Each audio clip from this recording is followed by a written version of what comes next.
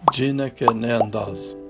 जिस तरह हम बाकायदा वर्जिश करने से जिस्म के मुख्तलिफ पट्टों को ताकतवर बना सकते हैं, इसी तरह से हम हर मुश्किल में साबित कदम रहने की प्रैक्टिस के साथ अपनी पुरअज़म रहने की सलाहियत को भी बेहतर कर सकते हैं।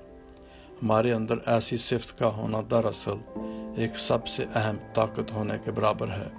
ये हमें किसी भी मुश्किल का सामना करने का यकीन देती है। एक रुकावट या आजमाइश की घड़ी का हायल होना कभी भी खुशाइंद नहीं होता है, लेकिन फिर भी हम उन गैर मुतवक्का हालात से छुटकारा भी हासिल नहीं कर सकते हैं।